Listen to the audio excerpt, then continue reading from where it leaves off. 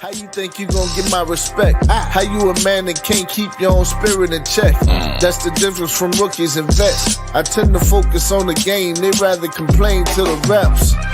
Shalom, I'm Sister Mayan, a student ambassador for the Spiritual Midwifery program. Spiritual midwifery has changed my perspective in a positive way when it comes to birth work. It has made me confident that I'm taking on the role that the Most High has chosen me for. I feel as though it has provided me with the right tools to better serve my current clients as a doula and future clients as a midwife. What makes spiritual midwifery stand out more than other trainings and programs is that it's much more personable. Just being able to learn with and learn from sisters that are like-minded brings out a level of closeness and spirituality that cannot be achieved by anything not ordained by the Most High. I can definitely feel His presence every time class meets. I would definitely recommend the program to other Hebrew women pursuing midwifery. It's such a joy to learn from another Hebrew sister and also have a community of sisters to learn with that face the same daily struggles that we face in life.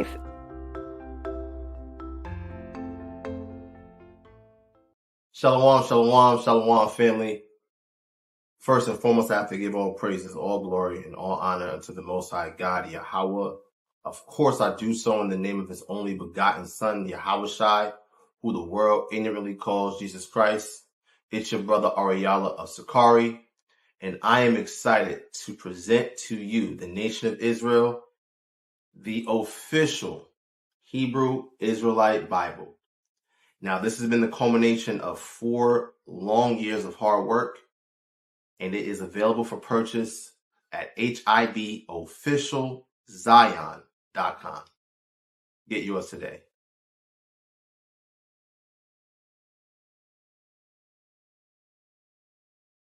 Welcome to Pillars of Rest, where you can find special material for our sisters, by our sisters. This is a Sons of Thunder exclusive platform focused on building, encouraging, uplifting, and engaging with the daughters of Zion. Here you'll find personalized and interactive content geared towards showing what it truly means to be a pillar of rest. Interviews, scripture breakdowns, tips on motherhood, marriage, and testimonials are just the beginning of the many things to learn from and enjoy in this program.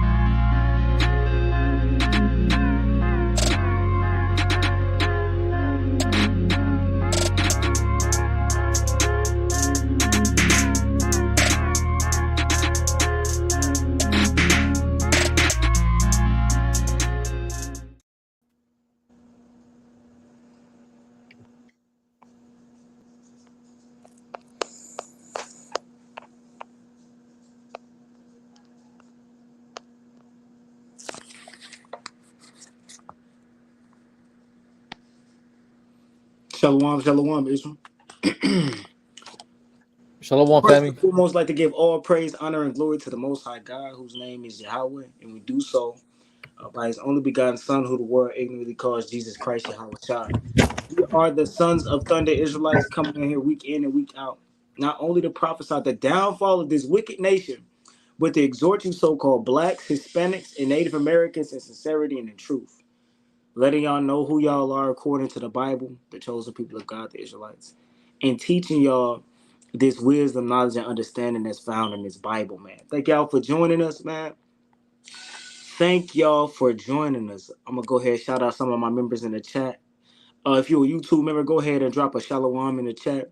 Tim Lawson, shalom to Soldier Yotham, Soldier Yaakov, shalom to Luis, Wanda, and sister. If you're a pillar of rest, go ahead and stand up. That's all I just stand up. Go ahead and drop y'all PORs. You know, everybody already know the routine. When it come to Tuesday, we gotta shout out the pillars of rest, man. There's no other way. There's no other way and no other way to do it. We gotta shout out those sisters, man, those diligent sisters. All right, all praise to the Most. Well, Keisha, thank you. And then we shouting out this brother right here, Eternal 252. All praises to the Most High. Thank you for your donation, King. All praises. Right. Who I missed? John Allen said, you missed me. Hold on. Hold on. I miss a lot of people. Okay, come. Shalom to SOT Soldier Nasim, Dude Shalom. Working, Daniela, Servant of Yahweh, Sister Samaritan. She's a pillar of rest, and she stood up. All praises to the Most High for that sister. Sister Janae, Shalom, sis. Shalom to Tim Lawson, Soldier Abaya, YTF, Shalom to Sister Asaya, Abadia, Shalom to Yazabad, Sister Naomi, Shalom, Lionel, Soldier Shamar, who else, man? Shalom, y'all. Arya, Shalom, sister. But I think that's everybody. If I missed y'all, go ahead and drop a Shalom and I'll make it up to y'all for sure. All praise to the Most High. If y'all was wondering who I was shouting out, those are YouTube members. Those are people that join the YouTube. And if you would like to join and become a YouTube member, please go to our channel, Sons of Thunder Israelites. Go to YouTube / Sons of Thunder Israelites. And it should be right there, the option to join. Right? That option to join should be right there. All praise to the Most High. So if you would like to get members-only content, right, y'all go ahead and join. All praise. But if you would like to have a step above, right, a step above that, what I would have y'all brothers and sisters do is go ahead and join our Patreon. Our Patreon, we have, not only do we have those members only exclusive videos, but we have a lot of content, from videos from the soldiers, behind the scenes content of us going to brothers' schools. I know we got the video of us going to the ISUPK school, right? Those brothers had hospitality. What y'all throwing chairs for? Did I miss? Did I miss something? The people are they ready to get into it. Wait, what's going on? Did I miss? Oh, Shalom. the brother said chair check. All right, he making sure y'all loaded up for this lesson. Okay. All praises. Hey, somebody said Patreon gang stand up. Hey, look, Patreon, the brothers and sisters that's on the Patreon, go ahead and stand up. Right? I feel like y'all need more appreciation. Patreon gang need to stand up, man. All praises to the Most High. Right? We got endless content, we got articles and just different things that we post on there, that we use as sources for our debates, and sources for our doctrine. So all praises to the Most High, Patreon gang, right? Patreon gang, all praises to the Most High for these brothers and sisters that add on. And because y'all continue to support us, we support y'all with more content. All praise to the Most High, more edification. Right? We can't do it without y'all. So thank y'all for y'all continuous support, man. They just in there. They just in here. Look at my brother. You started this. Right? Watching this live stream. What is going on? This man needs to be in timeout. I'm going to put you in timeout, cuz. Bug out. I don't know what you got going on. Well, But I hope that's a white Christian, though. Because, hey, I got a question for you, white Christians. By the end of this class, y'all gonna have a question. Y'all gonna have a challenge, and only the brave of y'all is going to take this challenge, right? This challenge ain't for the weak. This challenge ain't for the unskilled. This challenge is for the skilled of you, you brothers, or you people in the Christian church, right? So we got a question for y'all. And as y'all can see by the name of this video, y'all are in for a treat. And y'all are in for ultimate 1-2 when it comes to the argument that some of these people bring out, right? Some of these white supremacist arguments, these arguments when it comes to dealing with your oppression and the struggle that your people are going through at a high scale, right? So we got to understand this as a people, right? Somebody say something real fast. Con. Hey, like the Adawan said, man, you know, the things that your people are going through on an everyday basis, we're gonna come and talk about it. But not only we're gonna talk about it, we're gonna go into the Bible to find you're gonna find the problem, you're gonna find the solution, you're gonna find out how to get out of it. See, and this is a bit of a side note, but it pretty much it still goes into the point though, right? It's gonna go into the point of this class. I was on the Clubhouse application today. And if you guys follow us on Clubhouse, we actually been taking a little break from it because we realize these people don't really value us. They don't value our intellect. They don't even look at brothers like it's a beautiful thing. Like, yo, these are 19, 18, 17, 21, 22, 25-year-old brothers who put down their lifestyle of sin and want to serve the Most High correct. And not even just on a basic level. Brothers is going into the language, the Hebrew language, the Greek.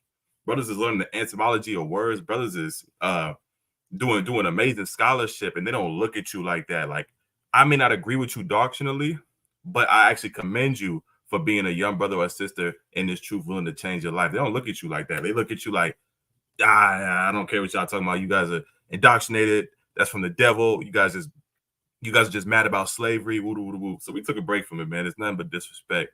But something that I heard today, right? We had our mighty captain, Ashala, go into a room, and he was breaking down something. He was breaking down about, the affliction of our people in America and how we're in captivity. Christians will say we're not in captivity, right? But the funny thing was that when Captain Ashala broke down why we in captivity, they flipped it around, made it about the white man too, and tried to compare, saying, well, they got to do this. White people got to do this. White people got to do that. Made it about them, kicked Ashala down, and said that he was teaching something that's of the devil, all because he said, our people are going through captivity. We're in captivity. If we're treated equally, if America views us as equal, it would be no need for us to go out on the street with signs just to try to tell these people that we're human too. They completely dismissed that and kicked them off the stage and made it about everybody. You see, so that's kind of the things that you up against in this truth. You got a lot of your people that just don't care. They don't care about what you're going through. They don't care about any of that. We're going to touch on something interesting that's been going on in the world too. I just wanted to bring that up. It's hard to talk to our people, man. That's in that Christian church. It's hard to talk to them, man. Yeah, Khan, go ahead. I just want to bring that up. Khan, what you're saying, it's hard to talk to our people because what they have done was adopted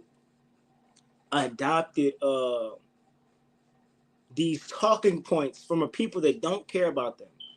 But the sole purpose of these talking points were to justify why they're doing what they're doing to your people.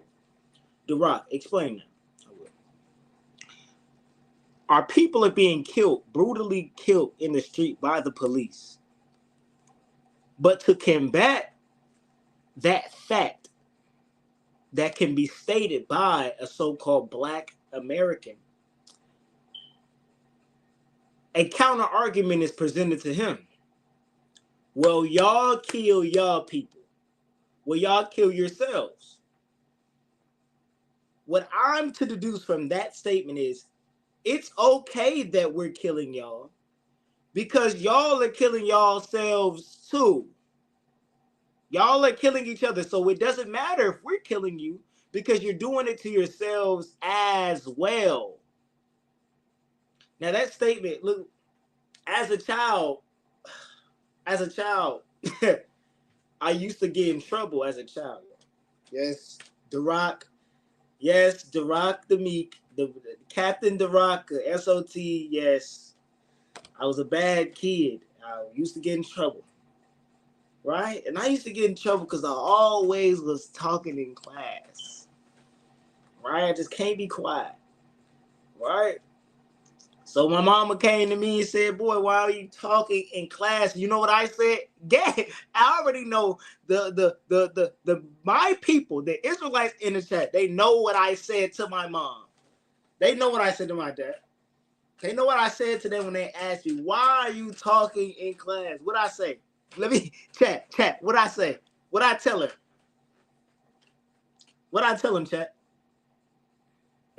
Y'all know because y'all use that. Y'all use this line too. I wasn't the only one talking. I wasn't the only one talking. That's what I said. She hit it on the head. I wasn't the only one talking. So wait.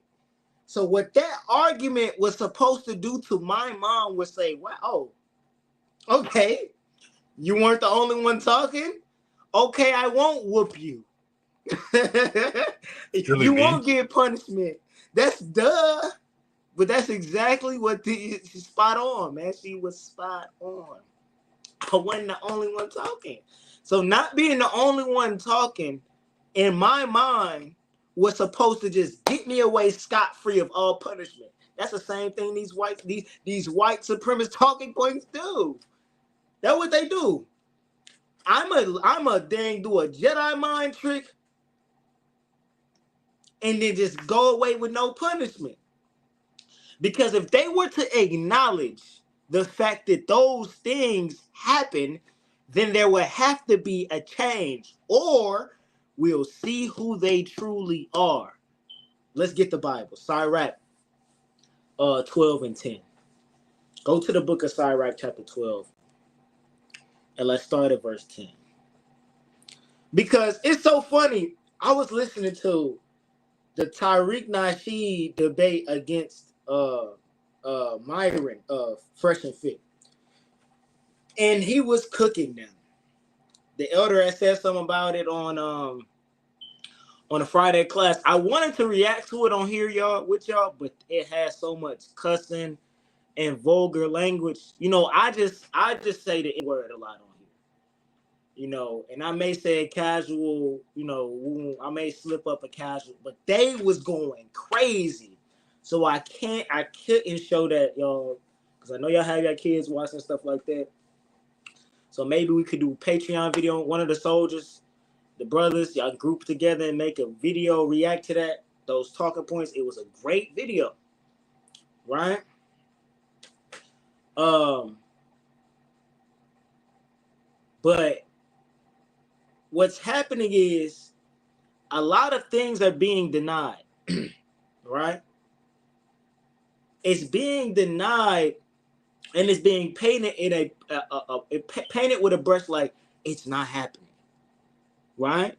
Because if you realize it's happening, or if you have to acknowledge that it is a thing, then there would have to be a change, right? What type of change will have to be made? Well, they would have to, in turn, blacks and Hispanics make over 60% of the prison population, right? Highly convicted. We've done it in the past. And if y'all want it done again, go ahead and send us an email and say, do it again. Well, we've actually compared court cases to one another. One, what do you call a person that's being prosecuted? Defendant. One defendant would be a black male or a black woman, or a Hispanic male or a Hispanic woman. Then you'll have the other hand, a white male or woman. Same charges, right? But different sentences, right? Or our white counterparts will have even crazier charges, but still the sentence will be light. I remember Kyle Rittenhouse murked people. He killed somebody, right? He caught bodies and made bond, and he's out. Making money, doing interviews, podcasts. Making money, do podcasts. George Zimmerman too, right? George Zimmerman. He was sold. Didn't he sell his gun? Other one. The president of the United States got convicted of 30-something felonies, and he's going for president. It shows you. Yo, brothers can't even do that and then go and get a job at McDonald's. But Donald Trump can do it and run for president. Debating this Thursday. That hit me, bro.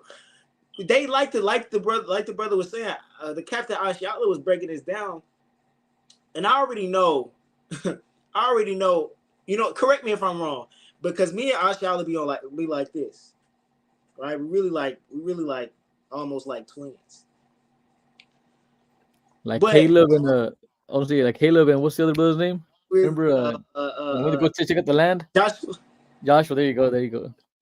this situation, this is how you know you are oppressed in America today. There was just a bill passed that where 18-year-old men through 26 have to be registered into the draft, right? Black Americans have nothing to say. You gotta be in that draft, or what? You will be arrested, or you will be fined, or whatever, right? That's what's gonna happen. It don't matter what the history is with your people, although they did rape, rob, and murder you, although they still mistreat you today, you are expected through all of that. Your communities are redlined. You're denied loans. The educational opportunities are not the same. And if you do get an educational opportunity, after that education, you're left with debt and a job that don't even match what you went to school with. This is something that you're going through. You're highly oppressed in America today. It doesn't matter. You still are expected to arm up and go fight for this place that you were served slavery in. Expected. And if you don't, we're going to put you in jail. You have no choice. I can't say, no, I don't want to fight for this place. I can't say that, or I'm going to be put in jail. I can't say, no, I decline that invitation. No, thank you. Right? I've served enough. My people have served enough. You can't say that. That's how you're oppressed. Right? Because our people, before there was a tobacco chewing, let me not do that. Before there was a 4th of July, right? Because that's coming up. Before there was a 4th of July, what was happening in this land was it was inhabited by natives to this place, right? Those things, we went over it last Tuesday, the Tuesday after last, Manifest Destiny, right? That concept of Manifest Destiny is so-called white people saying we deserve this. So they took it, they did what they did with it, but now they want you, the people that they took it from, to fight for them. You just can't make this up, man. It's crazy. And then they're going to look you in the eye and say, you're not oppressed. Salaki precept. Go ahead. It's the book of Psalms, chapter 73 and verse 8. They are corrupt and speak wickedly concerning oppression. They speak loftily. So kind of going into what the Ottomans bringing down is bringing out, Salaki, is that whenever this is brought up and brought into the light as far as our oppression and things we go through still to this day, it's laughed at. We can be gang members, drug dealers, whatever. When it comes to the children of Israel, or we want fairness, it's thought of as it's flipped back on us. The mirror is put back on us as if we made a mistake or we doing something wrong for having pride in who we are, according to what the Bible says. Come, man, they speak lawfully. Your oppression, the things that you go through, it's a light thing to them. Because they're not empathetic to what you're going through. Because guess what? They wake up every morning and they don't have the same struggles as you. That's why they're not connected to it at all. So when they look at you and they don't feel that empathy for your situation, then it becomes pull yourself up by your bootstraps. Ain't that what they tell us? You're a victim. That's what they was telling Tariq Nasheed. You're a victim. Y'all are just playing victim. Well, if you were to look at the history since we got here, since our introduction to America, I would say that looks like a victim, right? Those people do look like victims. I'm just saying, right? But if there were people to acknowledge this, if those people, those groups of people were to acknowledge that this is actually a thing and this oppression is actually happening, then it would have to be a change made, or we'll know who we're dealing with. Right? Read this in Sirach 12 and 10. It's the book of Sirach, or Ecclesiasticus, chapter 12 and verse 10. Never trust thine enemy, for like as iron rusteth, so is his wickedness. Though he humble himself and go crouching, yet take good heed and beware of him. And thou shalt be unto him as if thou hadst wiped a looking glass. So what's happening in this scripture says, it says never trust your enemy. So can somebody in the chat give me the definition of an enemy? Can somebody do that for me? Put it in the chat, please, Baba Kasha. So the Bible says to never trust your enemy, right? Because as iron is sure to rust, he is sure to be wicked towards you. Now, what you have to acknowledge is that so-called blacks, Hispanics, and Native Americans, these Israelites that woke up to their nationality and biblical heritage, we consider these other nations as our enemies, right? We're not ignorant to the fact that everything they do is going to be against our people in every way and for their benefit. So it don't phase. Look, it don't phase me when when they don't acknowledge who they are, because if they were to acknowledge that, yes, I hate you, that'll blow everybody's mind but an Israelite. I believe if so-called white Americans came out and said, yes, we hate y'all, I still think so-called black people would still be lobbying, so-called Hispanics will still be lobbying, so-called Native Americans will still be lobbying for those people. No, they will still put the cape on just the same. They'll still be waiting just the same. It won't be nothing different. No. They not gonna move different, because deep down inside, y'all know that they don't love y'all still, right? But it's a different situation, right? It's a different situation when it's hidden, because what they can do is hide behind a smile, or hide behind giving your son $1 million contract to run the football for them, and says, oh yeah, the coaches love my son. Those white coaches love my look. I was in sports, man. I played sports. Yeah, The Rock. Yes, I played sports. I did. And I had white coaches. Yes, I had white coaches. Mm-hmm. And those white coaches was nice, right?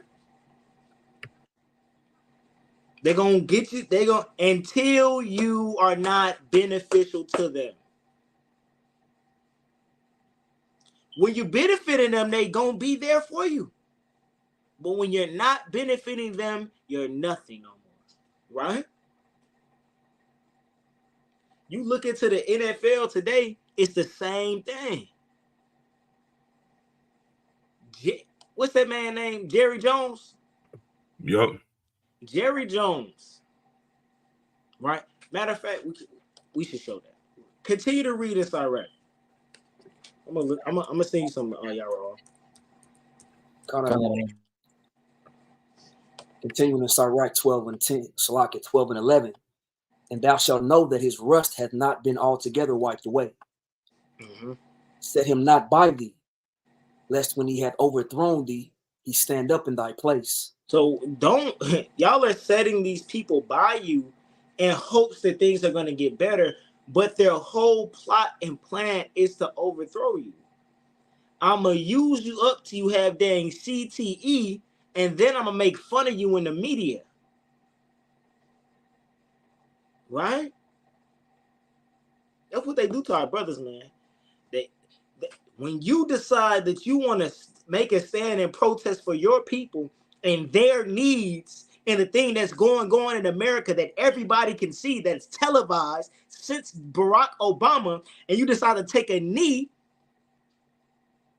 they kick you off their team. Ain't that what happened to our brother, Colin Kaepernick? That's right. But they try to tell you that these things don't happen no more, right? That you're not oppressed. The things that y'all are going through, it doesn't happen. It's all because they brainwashed, because they're too scared to see what's going on. They are pointing a finger at you and saying, no, it's you. You're the issue. You're the victim, right? Let me look up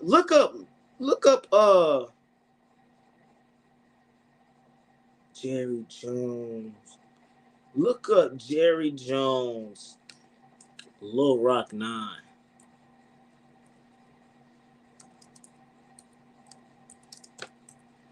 Who know who the Lil Rock 9 is? Does anybody do y'all know? Give me some sevens in the chat if you know who the Lil Rock 9 is. Yeah, we need some sevens in the chat.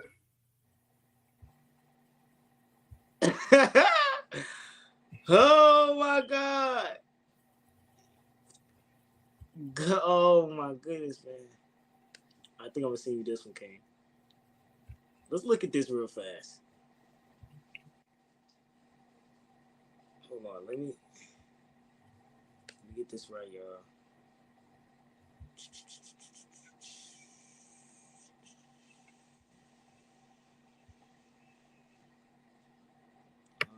Copy. I'm gonna send it to you, y'all. Got another one. I just copied that. Gotta get to my messages. My computer running too slow, y'all. I got too much stuff downloaded on here. Amari. God. Send this to y'all. I can't see his name right now. Everything. Okay, Post it in our chat. I'm sending it to. Oh yeah, Con. You're sending it to my phone number? Yeah, I sent it to your phone. Okay. You got it? No, I ain't get it yet. All right. Okay. Sevens. I see some sevens. They were forced to integrate a high school. Yes. Right. Somebody giving it away. Y'all giving it away. And the brother who did it? DJ in the chat. He had spoiled the class. He had spoiled the class for some of y'all prospects, man. Right? I'm just learning it. Oh, you just learning about the Lil Rock 9? You're in for a treat. Right? You got the video, okay? Yeah, kind of why I sent it in the chat. All right, all praises. So the Lil Rock 9. Let me do a quick wiki search on the Lil Rock 9. Just to get so everybody is aware of who the Lil Rock 9 are. If you are not.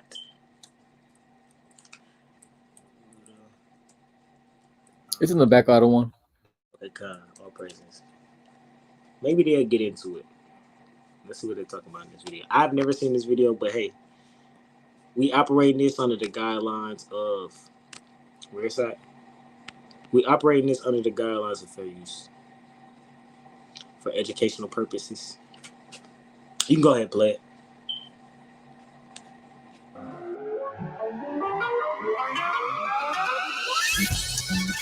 Let's talk about this Jerry Jones picture.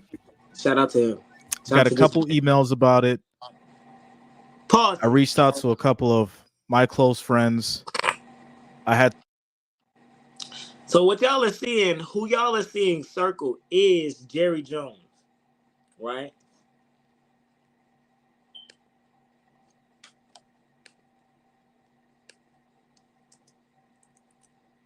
Jerry Jones back in the day right?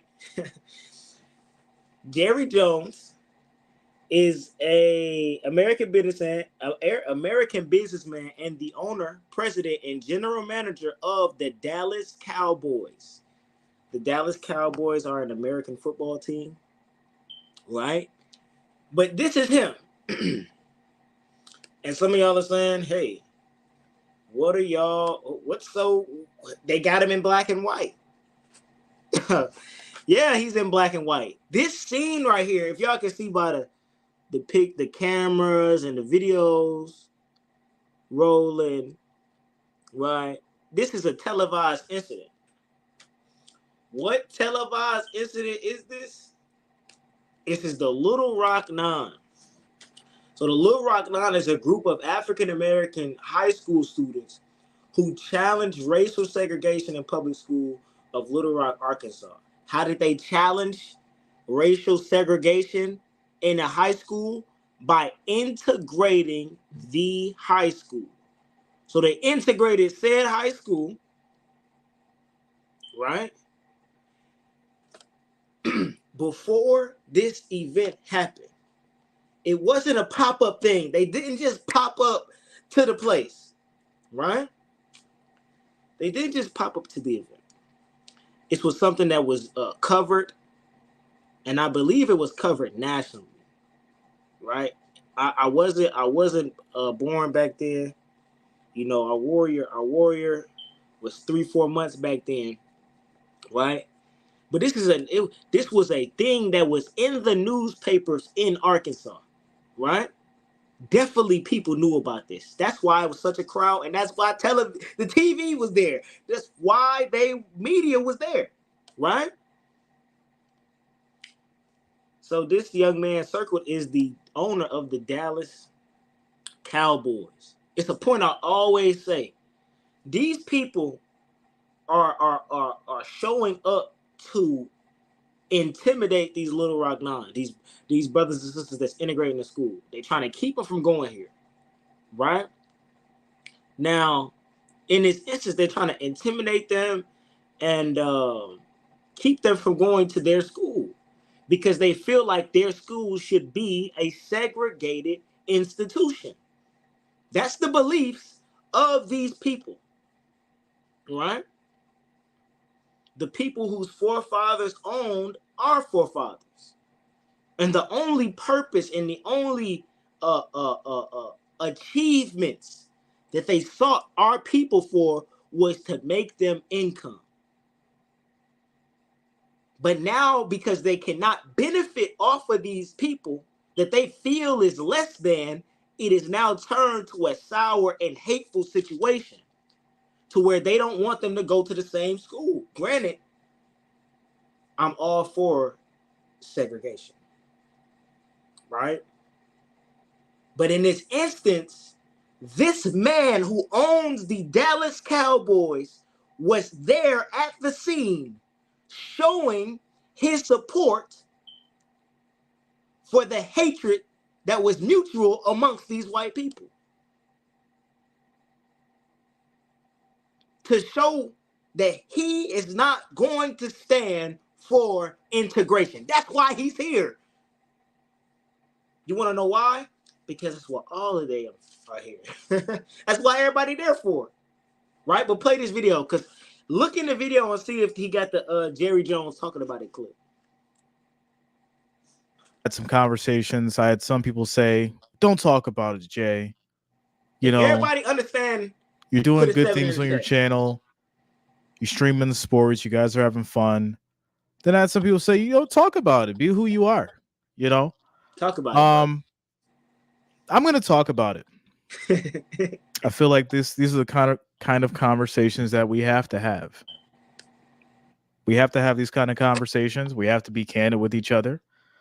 And I don't think there's any topic, sports related or whatever, that has to do with sports that I shouldn't be able to talk about.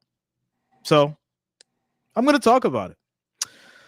With that said, before we get started, make sure you smash that thumbs up. It is much appreciated. And of course, if you are new here, make sure that you subscribe to the channel for more content like this, as well as NBA and NFL streams moving forward. All right. So recently, literally 48 hours ago, a picture was released of Jerry Jones being on the steps of a situation that happened back in 1957 when he was 14 years old in regards to a segregation incident back at a high school in Little Rock, Arkansas. This picture basically, I'm assuming, has been brought to light in the last couple of days for numerous reasons.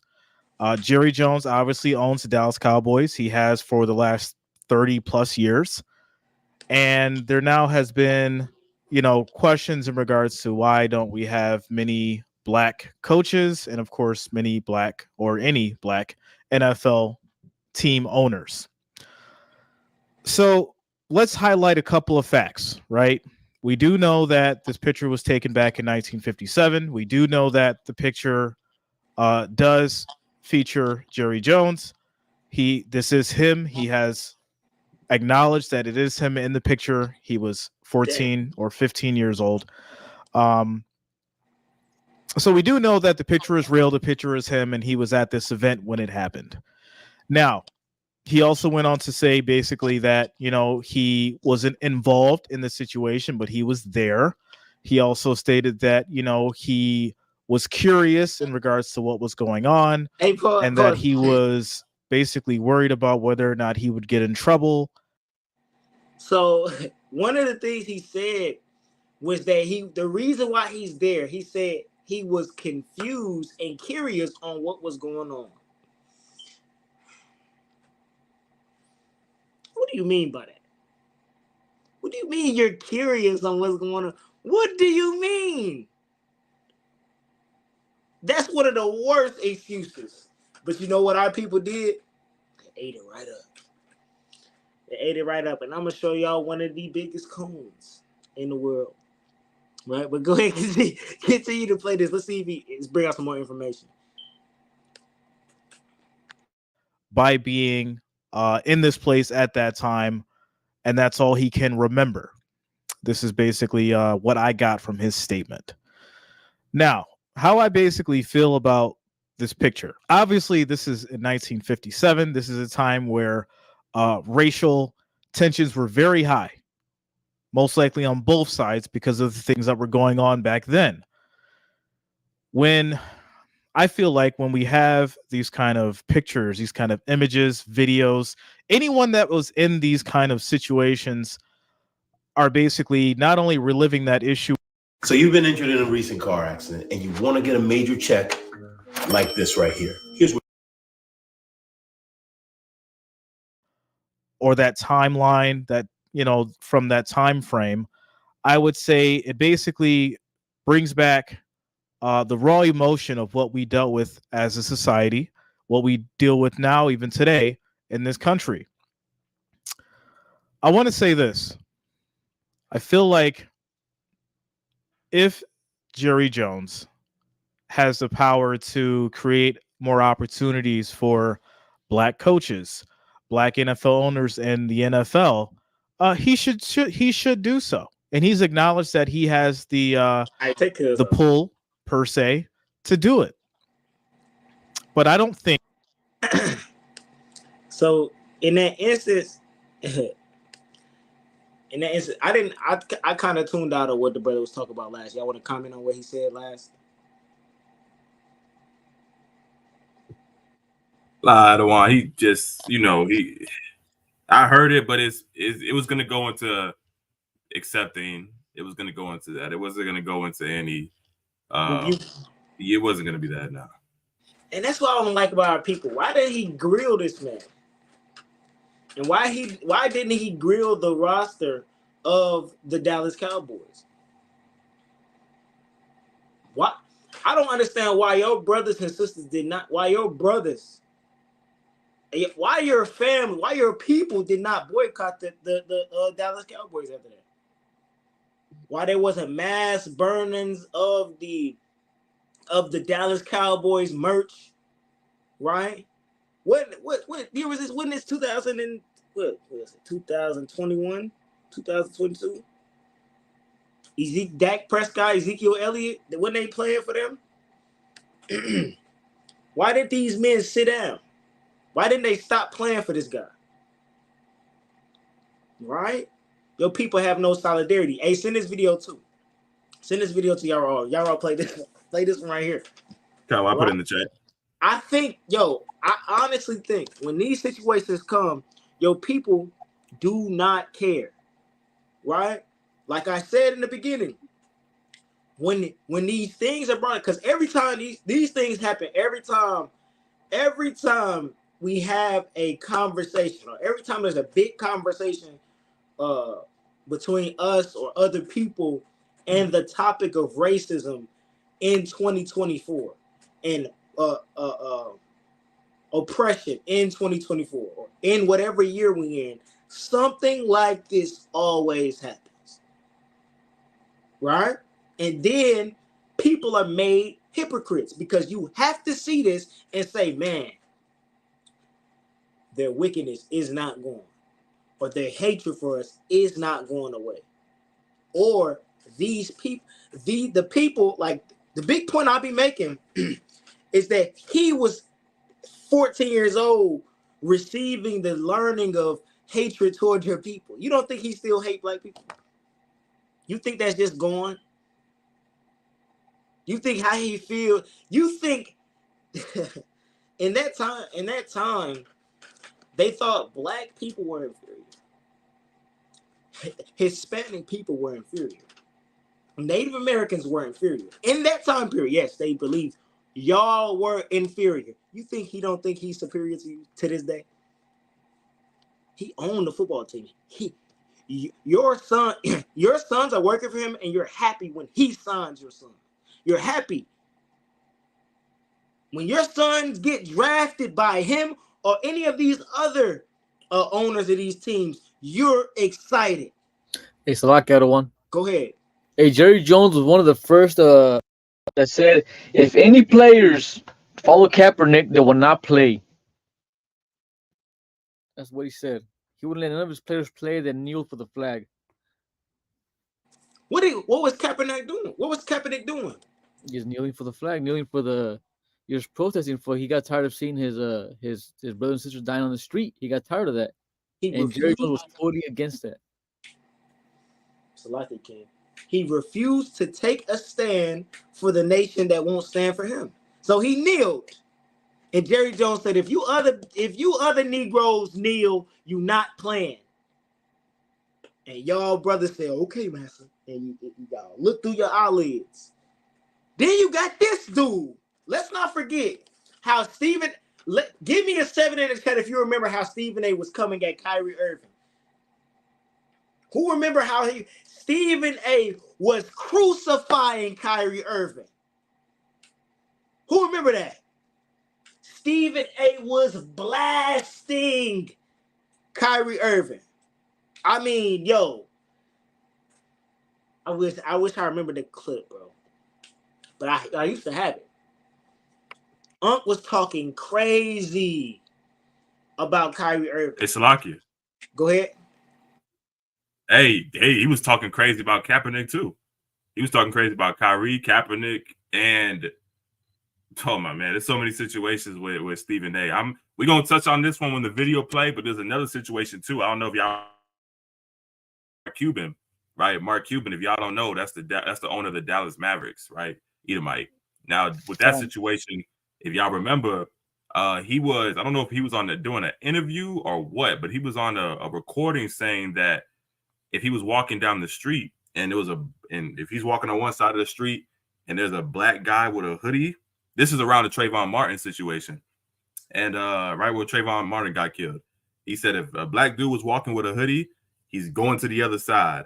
And it was more to it, but that was pretty much what he was saying. And basically saying like in fear, like this black guy obviously is nighttime and he has a hoodie, he must be up to no good. I guess that's racist, but that's what he said. And Stephen A went on the next morning and defended it and said there's nothing wrong with him saying that because I think he said I would do it too.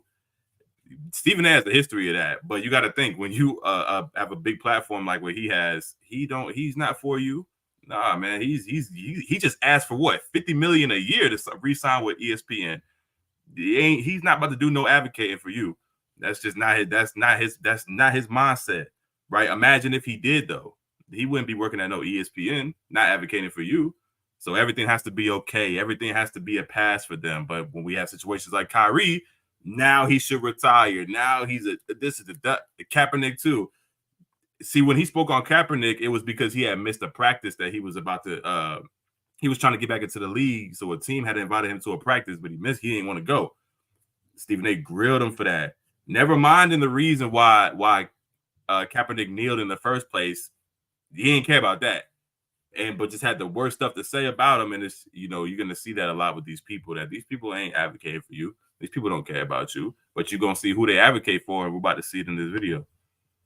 And so, like, real quick, I don't want to find me say I just seen him on a podcast maybe about 3-4 months ago with a bunch of Edomites, and these Edomites are all for example, Republicans, right? These people are some of the most racist people ever. That they don't think police brutality exists. That all we do is complain. That America's a place of dreams. Anyways, whatever. But those Edomites. They hate this brother called Jason Whitlock. I'm not sure if you guys know who that brother is. Jason Whitlock. Well, they had this, not Jerry Jones, but this idiot right here, this coon right here, and they were asking, "What do you think of Jason Whitlock?" And in front of and the one thing I was telling the brothers Sunday, right? Never make your brothers look bad in front of. Never make your brothers or sisters look bad in front of heathens. And he said this: "That's probably the worst human being I've ever met in my whole life." His own brother Jason Whitlock, and those Edomites were loving it because they hate Jason Whitlock. Because Jason Whitlock kind of more on the Democratic side of things, but of course he likes bringing out the police brutality, the hate they have for the so-called black and black man and black woman. And he said the worst person he's ever met is Jason Whitlock. Are you with that? Yo, this man's wild. He's for a person to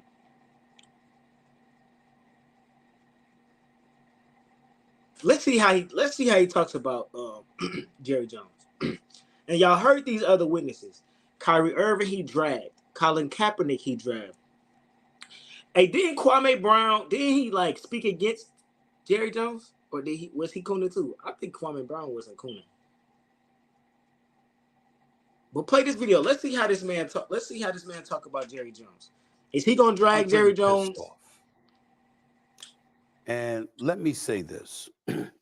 I'm pissed off, but not for reasons that people would think. I'm very, very fond of Jerry Jones, and I'm not hiding that from anybody. Is his record perfect? No. But I'm pissed off because he doesn't deserve what just happened. He doesn't deserve it. Our report said he was 14 years old. Yeah. Another report said he was 15 years old. At minimum, that's 65 years ago.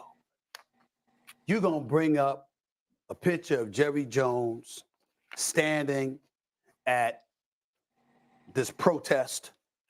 No question, what was happening is not something that anybody as a black person should be appreciative about. He had 6 students at that particular North Little Rock High School that was trying to desegregate the school. No one should be okay with it. Nobody should be okay with that. Regardless of We race. understand that. We get all of that. We also understand what we as black people and as black folks, black men have to deal with. And by the way, to some degree, we still deal with a lot of things, and we all know it. Racism is alive and well. Bigotry and prejudice is alive and well. We get all of that. But you're going to bring up a photo of him when he was 14, 15 years old, 65 or 66 years ago. This is where cancer culture gets into the mix, and you're making an attempt to eradicate him, what he stands for, and all he has done. And by the way, I don't have a problem with the photo. I don't have a problem. If he was 30, 35, 40 years old, that's different. Right. 14, 15 years old. 14, 15 years old. Right. But we're going to lean on somebody when he was 14, born and raised in the South, and we're going to pick it up 66 years later to say, you know something? Yeah. You ain't high up black. So this is something crazy because the thing is he's 14 right there. So you have a time capsule of showing you It's showing you that these people, I'm not saying all of those, so all of those people that was in there, I'm not saying they all own a NFL football team. It's like other one. Go ahead. Other one. How old was Tamir Rice? Other one. I have Tamir no Rice. idea. He was like 11 years old, right? 10 years old, killed by a cop. Oh, the little boy. Kind of one. With the BB Oh, it was gun. Trayvon Martin. Teenagers. And Right. he's talking Mike about Brown. Exactly, other one. But he don't feel the same way about his brothers who were killed for no damn reason. Didn't Stephen A. say something about Mike Brown? He probably did. He probably did. Yo, I hit that Stephen A., bro. Go ahead. Hey, and you know what's funny though? If you see the hypocrisy, right, with these people, man, they will not do that for you. They don't mind, and they are willing to go into your past, black man, woman, and child. They're gonna go back into your past. Let God forbid, let one of us get shot by the police, you know, and it's captured on video, and it seems like, yo, that police he didn't need to do that. White people are going to advocate for that police officer and go into your past and show why you were a criminal. And it don't matter if it was from when you was 12, 13, 14, 15. It don't matter. You could be 50 years old when the situation happened. They're going back in your past and they're showing how you were a criminal. They did the same thing to Mike Brown when he got shot. First off, they very strategic with how they do it. You get shot unjustly, right?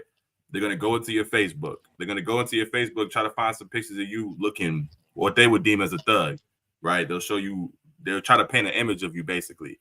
And they're going to go into you. They're going to find out if you have any charges against you. They're going to go back into your past, basically. And black people have no problem with advocating for that as well.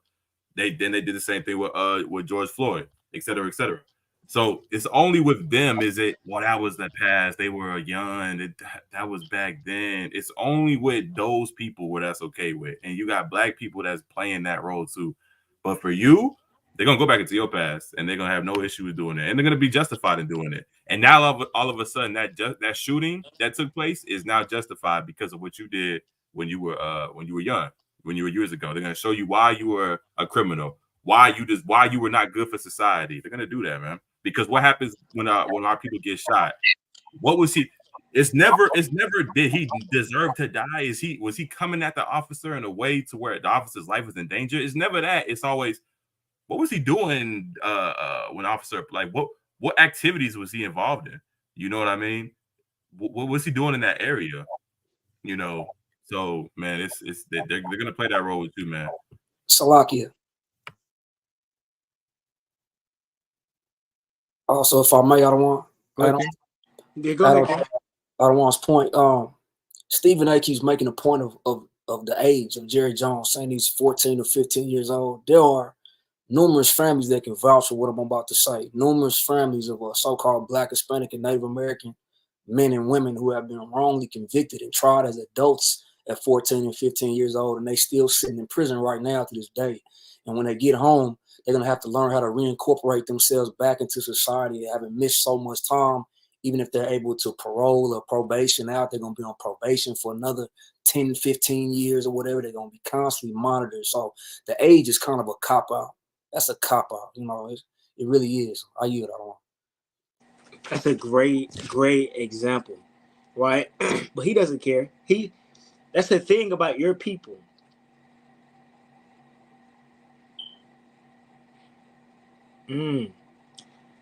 Right.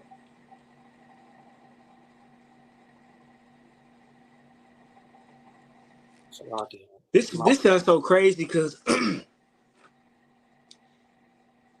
this man, Jerry Jones, is a owner of a football team. And the people that were around him, I'm not saying they all owners of football teams or they own music platforms or whatever. I'm not saying that. I'm saying those people, those men that were 14 years old, 15, 12, all of those people that were bred and raised in this time period where they were taught that they were superior to our people, they're living today and they're in your societies holding these positions. And you would be ignorant And you will be insane if you were to deny that. And deny that their influence and their bringing up or their morals that they were taught as a youth are not being implemented in how they act today. You will be insane. The Bible tells us to do what? Train up a child in the way that he should go, and he's not going to depart. Meaning that training up that they were trained in, they're not departing from the mindset that they're superior and it's their people over yours. But you and your leaders are too busy trying to lobby for these people. It's this precept I want, bro. I just can't find it. Salaki, what are you looking for? I don't want my trying to find. It says they count our lives, our lives a pastime. Limitations. I don't know. Oh, maybe it's. Maybe I'm typing in. KJV. Maybe it's not KJV. Because man, that's just the situation we're dealing with, right? And you will have Christians that will deny. Look, in order for you to be a Christian today, you would have to deny all of these things that's happening to your people and not care about the social and geopolitical state of your people. You cannot hold those positions and be a Christian at the same time. Because what a Christian wants to do is make sure the people around him feel comfortable. I don't hate you. They're just being radicalist, ex-convict, Bible aggressive, fake Jews. That's their opinion on us. But all we're doing is talking about and teaching about the state that our people are in today. Wisdom of Solomon 15:12. That's probably it. Is that why? Go to Wisdom of Solomon 15:12. See this.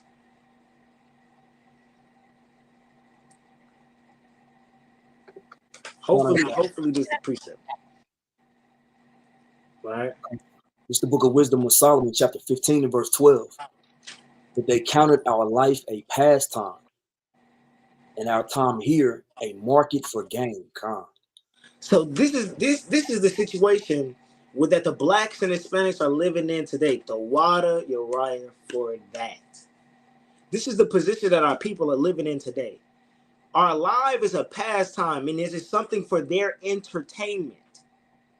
Their gain, the only thing our life is for is their benefit. Look at the media. Look at your people in the state that they're in. The only way that your people, there's only a couple ways your people is making it. And the mainstream way is entertainment. You're only here and they only want you around for their benefit. Who's the biggest perpetuator of Christianity? Your people. Your people pile up. When Joel Osteen is in a football stadium and they pan that camera around, you're seeing your people in there. And he's selling them a prosperity gospel, a feel-good gospel. Why is it a feel-good message every time you go in church? Because you feel like, man, it's heavy, but you're not willing to point out the problem. Read that precept again. In Wisdom of Solomon. They count your life as a pastime, or what else? Arshallah? Yes. Arshallah, he might have froze. I got you out of one. This is Wisdom of Solomon, chapter 15 and verse 12. But they counted our life as a pastime, and our time here a market for gain. And your time here is just a market for their gain. If you're not Salaki, if you're not gaining them nothing, they're mad at you. That's just the spirit. That's just anytime we get into anything and you're not benefiting somebody and they're angry at you or they're spiteful towards you, you don't need to be around that person. Right? This is the situation we in, and your people just don't care. Right? Go to let's go to that video of those. Let's go to that news. That the situation with the kids, right? Which bring us to this situation right here, man. Your people are lobbying for this people. Your people are putting a cape on with a black and white masks, swooping in to lobby for this people. But we just trying to tell y'all that they do not care about y'all. And if you want something done for your community and your people, don't look to that nation. Take heed to your own. Let's get that in the book of Lamentations. Lamentation 4 or 5. I believe that's what I want.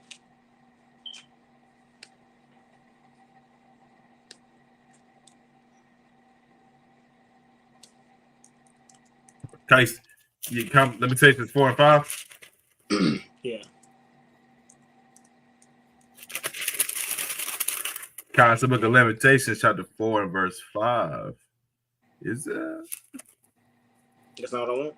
You are. They did. No. I think verse 18. Read verse 18, King. Yeah, 4 and 18. That's it. God, they hunt our steps that we cannot go in our streets. Our end is read 17. God, Lamentations 4:17. As for us, our eyes have yet failed for our vain help. So look, it says our eyes failed for a vain help. Right. Vain help. What vanity means there's no profit. So a help that's not profiting. That's why our eyes are failing. Right. We're looking for something that's not going to help us. Read. In our watching, we have watched for a nation that could not save us. You watched for a nation that could not save you. Right. So you're looking at the so-called these people. You're looking at this government. You're looking at the president of the United States, looking for, yes, this one is going to help us. This is who's going to make our situation right. He's going to care about us. You're watching for a nation that's not going to save you. Right? Right. There is no, we in SOT, leadership, brothers, we always saying this. There's not ever going to be a politician that's going to win by having your needs as his campaign. He cannot run this campaign saying, I'm doing this for black people. I'm doing this for black and Hispanics. I'm doing this for black and Hispanics. I'm doing this for black and Hispanics. My campaign is for black and Hispanics. That man will not win the election because then somebody's going to say, well, what are you going to do for white Americans? Because who cares? Who cares about your people? Who cares about your struggle? Who's empathetic to you? All you are to them is monetary gain. All you are to them is merchandise. Right? Let's see what this is talking about.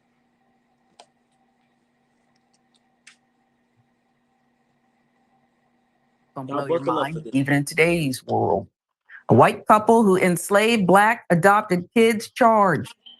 63-year-old Donald Ray Lance and 62-year-old Arsha Allah. When this happened? Because Arsha Allah is the one that sent this. This Salakia. Go ahead. This was recently. I believe this was this year. I had the article pulled up and not just this video, and I was gonna post it in the chat. But this was recent because they're set to have trial. They're set to go back in trial in September of this year because they were able to bond out. Well, they weren't able to bond out. The judge reset their bond and he raised it to like $500,000 because they was able to bond out when they initially got arrested, which what they'll talk about later in this video. But this was this year.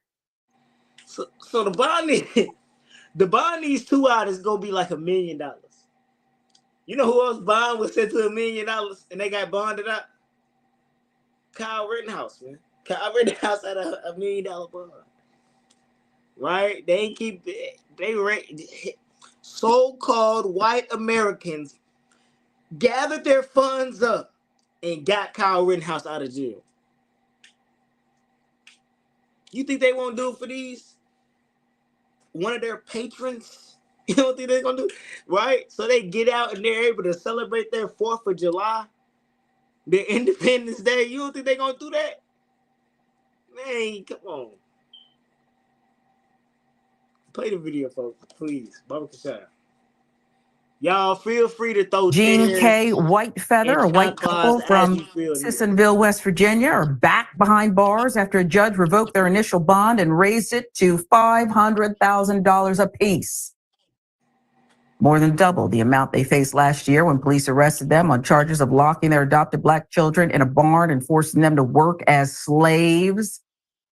The couple was ordered to reappear in court on June 11th, more than 8 months after each posted a $200,000 bond following their arrest in October. With millions. My question to you, somebody, let me figure out how I'm gonna say it. But I want somebody to post this in the chat. My question for so-called white Christians. Are so-called Black people going through oppression today?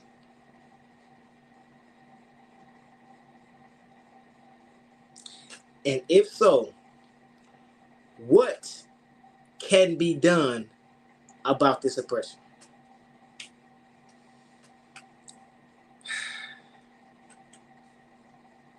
Because we get critiqued every day. We get critiqued about the way that we go about teaching our people about this oppression that we're in.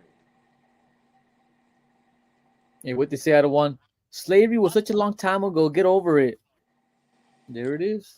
They bring out these same topics where y'all shoot yourselves, where y'all sell drugs to yourselves, where y'all hate yourselves. But so-called the Israelites teach against all of that, but they still hate you. My question to you, white Christians, man. And then I got another question. I got a bonus question for you. I would love for one of you white Christians that have a platform to respond to that question. And I want an emphatic answer. I don't want no 8 minutes of filibustering. I want a yes or a no in the beginning, then explain your position. Or if are so-called Black Americans oppressed today? No, AI probably change it. Do Black and Hispanics oppressed today? Give them a double whammy. Right? Play the video. And I got a bonus question for after we watch this. I'm gonna let it play because we crunching for time, y'all. I want to have watching and many people benefiting from this program called Indisputable. We just need 1% of the. Some people maybe need to be locked up pending adjudication here. Y'all need to this is a great platform, Undisputable, especially for you soldiers that make Patreon videos. Great content on here. Y'all could have content for days for that Patreon if you own this Undisputable. It's a great platform. Y'all go ahead and subscribe to these brothers and sisters. They put in good work. And they have a mindset for your people as well. Right? On this Undisputable, man. So y'all go ahead and tap into that. But go ahead, y'all. Go ahead, play the video. We're gonna let it rock. And I don't like to lock people up, but there's some people, they do. Apparently, those are the allegations. Police were conducting a wellness check at the Cheyenne Lane home, October 2nd, 2023, when they were shocked to discover 2 of the couple's 5 adopted children living in deplorable conditions. Children had been padlocked inside a ramshackle storage shed on the back of the property, which had no working lights or water. You understand why I don't? This is why I stopped shopping on Amazon, and you should too. Don't spend another dime on Amazon. Sorry, guys. They was in that shack right there.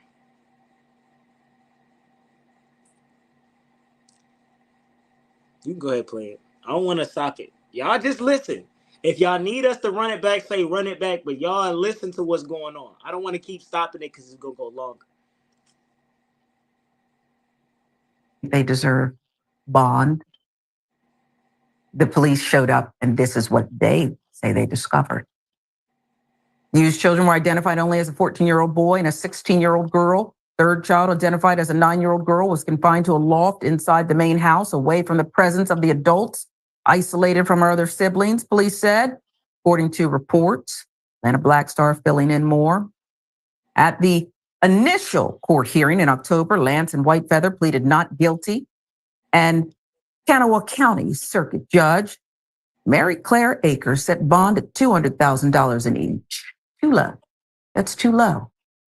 Couple made bail in February, were released to await trial.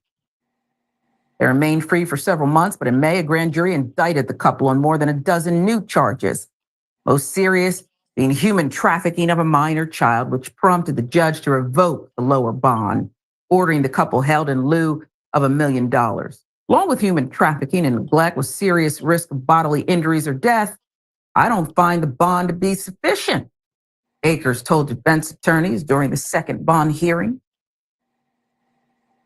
Upgraded charges included alleged use of a minor child in forced labor, child neglect, creating a substantial risk of serious bodily injury or death, as well as false swearing, potential civil rights violations based on color, race, or ancestry, according to documents. Indictment suggests that 3 of the 5 adopted children were Black and that the human rights charges stem from those children being specifically targeted and forced to work because of their race. Police reported that a small RV toilet seat was placed in a barn for the children to use. At the second bond hearing, Whitefeather described the barn as a teenage clubhouse and claimed the children weren't locked in. However, neighbors disputed this, stating the children were forced to do farm labor and weren't allowed inside the residence. Did you press pause out of one? Oh, it's a lucky. I guess the spirit wants us to pause it. Yo. Salaki. Yo, go ahead, kid. It's a perfect point. When I first seen this, the first thing that came to mind was I don't know if people remember years ago when we first started seeing a lot of these, these white celebrities adopting Black children. It started with I want to say Angelina Jolie and Brad Pitt, Sandra Bullock. Every time I would see this, and I've seen that out in my town, in my city where I'm from, it was just uncomfortable. It was like unsettling. Like I would like, sometimes I catch myself staring to see if I can get a sign from that child, like that they in danger. Like wink if you safe, or give me 2 blinks if you safe type. You know what I mean? Facts. And I'll be like, it was always unsettling. So my question now was like, what is the criteria to adopt children? Because I've adopted a few dogs from the pound, right? It's more strenuous adopting a dog than it might be adopting children nowadays. They ask for who's in the home, the children, the age, your job, the condition of the home. It's a lot of questions and paperwork you got to fill out to even adopt a dog from a shelter or a cat. So what is the criteria? How are they allowed to even adopt these children? That's my one thing. I had some presets, but I'll let it play a little bit long. I don't want Salaki. I don't know if y'all so it was I don't know if y'all ever heard of a show called Atlanta. I don't know if y'all heard that show. It's called Atlanta. So, season 1 was great. I loved it. So I was going to watch season 2. Season 2 is weird.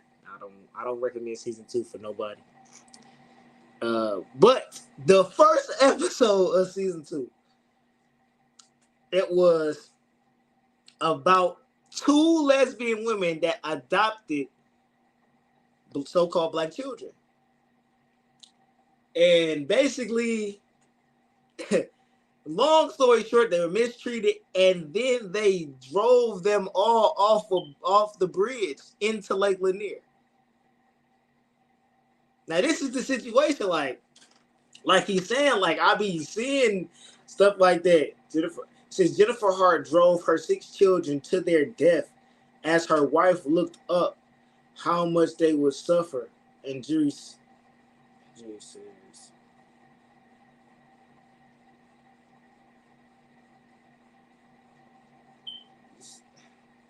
oh my gosh. It say that her partner sat in the passenger seat looking up different ways to end a life. That's crazy. But this is who, like, and they don't care. When it comes to your kids, it's just like a charity event. So they just giving your kids to anybody. Right? And now you got your kids in a dang on shack. And they calling it a teenage clubhouse. No! They're locked in there. What type of playtime is this? Go ahead and play the video, man, for I get angry. That's according to the indictment. I think we know who turned them in. Yeah, Thank you. Shout out to the neighbors. When rescued, 16-year-old girl told deputies they had been locked in the barn for about 12 hours, having last eaten at sunrise. According to Deputy H.K. Burdett, the children couldn't exit, requiring deputies to force entry inside the... Wow. I'm going to keep going. Inside, They said they had to force entry. they encountered a disturbing smell and intense heat due to poor ventilation. According to court papers, both children appeared feral, dirty, reeking of body odor. What state this in? Salaki, West Virginia. West Virginia. All right, go ahead. While the boy had open sores on his bare feet, children told investigators they were forced to sleep on a bare concrete floor, no mattress, no covers. You see the picture. That's evidence shown during the court hearing. Police remained at the house for 3 hours before Lance arrived home with an 11-year-old boy. When authorities checked the home for other potential victims, they found the 9-year-old holed up in a loft. Yo, Salaki, real quick, I don't want. And all them coons on Clubhouse, I don't want. They're dying to save these heathens right here. All those damn people on Clubhouse, they're dying to save these disgusting creatures right here. They can care less about those kids. All they care about is those two damn heathens. I don't want all those coons on Clubhouse. Yeah, I ain't even heard the crazy part yet. Lance was placed under arrest. About an hour later, White Feather returned home, guided deputies to another 6-year-old girl who was visiting with another couple from their church. I can't stand it. Church, I say. Just a little detail. You Christians are adopting black children and making them work in the fields for you. What's wrong with y'all? Yes, from their church. So they were coming along to see what the same site. If I don't want to get caught doing something that I know I'm gonna go to jail for, I'm not just gonna bring people around, any people around. I'm gonna bring people that agree with what's going on. If I was doing something illegal. So these people accompanying them were in it. They were familiar with what's going on. They was comfortable with what was going on. Seeing this young boy with sores on his foot in the church. What's wrong with you Christians, man? Because y'all are so blinded. Because y'all are so incompetent. And y'all are so insane. Y'all would deny the hatred that is shown to our people.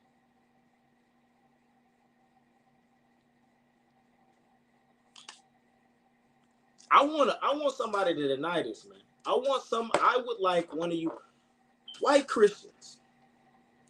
Can it be denied that your people hate our people? I gotta ask, where the question at, King? Where the question at? Let me just get this. Where the question at? Where is that? So I got on a quick preset too. We're gonna bring that out. Con. Look at I this. shall you. Yeah, that's it right there. I shall you can get Deuteronomy 28 and start at verse 50, because like the topic, man, like we talking about Black Christians, white Christians, people that's in that religion, they'll say that. See, well, here's what Jake will do, right? If this was ever to get into the hands of Jake, only thing he would say is, well, Black people do this stuff too. You know, he'll probably completely dismiss and have no type of empathy or sympathy for our people. And they don't know how to teach this. They don't know how to teach about how wrong and sick this is, and how our people need to get away from these people and be with each other. They'll never say that. So the best that they could do in their mind and to keep their right stand as a Christian is put it back on us. Well, you guys kill each other in the hoods. Well, you guys sell drugs to each other. Well, I'm pretty sure if I look up Black people doing this, I can find a case on that too. You know, just trying to get them off the hook, right? But you gotta understand, these people don't care about. Not only do they not care about you, they don't care about your young ones. They don't care about your old ones, right? And that's the point, that these people, and you can identify as a Christian and be doing stuff like this to them. You could live this type of life and identify as a Christian, because why not? Why not? As a matter of fact, even better, a Christian will say that we're wrong for rebuking this. We gotta show them meekness, or we have to still be loving to them, or they'll still be in the kingdom with us. Man, I've heard Black Christians say Jeffrey Dahmer is going to be right next to you in the kingdom. Who else? Who's another sick Edomite? Yo, it's a lot, and they start going down the list, like school shooters. I think even the dude that shot up the Black church. What was his name? Who shot the Black church? Man. And then they stopped and got him Burger King. What was his name? It's the chat gonna tell me. But they went down the list. All the people they're gonna be right in the kingdom with you. So they don't really even have talking points to truly rebuke this kind of thing. Roof. Yeah, that's it. Yeah, that's it. So that's your Black Christian for you, man. You know, anyway to still exalt Esau and to still make you mad for these kind of things happening, like still put you down for being upset about this. But read that in Deuteronomy. It's the book of Deuteronomy, chapter 28, starting at verse 50. A nation of fierce countenance, which shall not regard the person of old, nor show favor to the young. Right, and this is that nation, man. Man, imagine if this wouldn't have been found out about. You see what I'm saying? Because you've seen this. We're talking about the conditions that these children were in, you know, but they don't care. They don't care, and stuff like this will continue to happen. And again, the Christian church has they're not going to make a clubhouse room about this, because that's not their ministry. Their ministry ain't about that. Their ministry is Hebrew Israelites don't know the gospel. Hebrew Israelites are cold. Hebrew Israelites are of the Satan. Hebrew Israelites are going to hell. Like that's what they know how to attack, but not this though, man. I yield. Yeah, you on mute, Adam. My second question to these Christians is, what is the ministry that you have now for these 5 children that have been enslaved by their white adopted parents? What now do you teach them?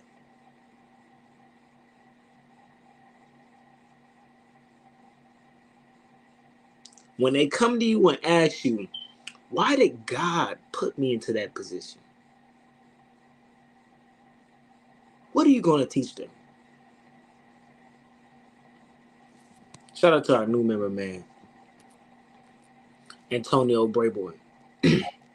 Shalom, man. The water for joining the channel. All praises, man. That's our new member right there. All praises, man. What you teaching them now? Oh, God loves them, but He loves you too. He loves you. He loves them. They look at you and say, He loves them, even though they did that to me. well, we're all sinners. Well, we don't all enslave black children and put them in and lock them in a barn.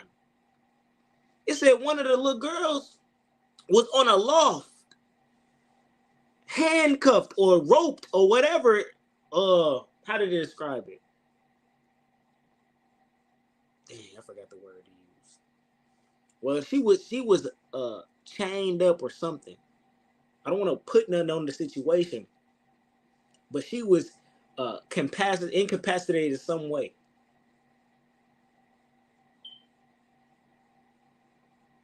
But now we in a situation where you're in a church teaching those children what now?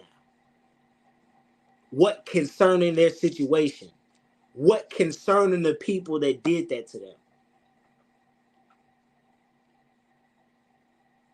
The Hebrew Israelites got a message. Those are the devil that the Bible speaks. Those people are the devil that the Bible speaks of, and they're going to be punished. Thus saith the Lord. Thus saith the Holy Bible. Give me the book of Revelation. Classic. Right? You know what I want. You know what I want. Come on. Read that. It's the book of Revelation, chapter 13, verse 10. He that leadeth into captivity shall go into captivity. The Bible says that this is what the Israelites are teaching. Those people that led you into that captivity are going to go in captivity. Thus saith the Lord. Thus saith the Most High God. But what are you teaching in the Christian church? What are y'all teaching? It's a lot. They're teaching to hate the sin, not the sinner. Forgive all. You Christians, man, y'all probably get them kids. Them people probably say we're changed, and y'all probably get them kids back to them. What's wrong with y'all, man? It's so crazy because they was set at a $2,000 bond, $200,000 bond. Was that them together? Salakia, it was a piece. It was 200 a piece. So it's 400,000. 400,000 and they made bond. Imagine if you were to put Cindy Lou Who in captivity. Imagine if the roles were reversed. Not to mention that so-called blacks and Hispanics will never do that, especially to their oppressing children. You see what I'm saying? I don't want. They killed Emmett Till for supposedly whistling at a white woman. You're not seeing that. You're not seeing Jake face on those you're not seeing those situations. You're seeing Jake face. Yo, your sister was in captivity too. A Edomite man killed him and got a crazy prison sentence. Y'all remember that? Yeah, I remember that. She had to go to jail for that. Was his sister Northern Kingdom? Nah, I think it was Cynthia something, right? Cynthia something, light-skinned sister. Yeah, it was a Judite sister. Yeah, kind of. She was light-skinned sister. I think she barely got out, but she had to go to pen. Stabbed cuz, right? Yep. And they gave her jail. You said she got out though? I think she got out. Cynthia something was her name. She got out, I don't know, but she was in there. It was hard for her to get out though. She was in there since she was a teenager. Yeah, see? She got out like a situation. Cynthia Brown. But them, after oppressing and putting these children in those living conditions, they can walk free for months. Right? They can walk free for months, man. This is yo, are you going to tell me, are you going to look me in the eye, look me in the face, and say that your people aren't oppressed and hated in this society?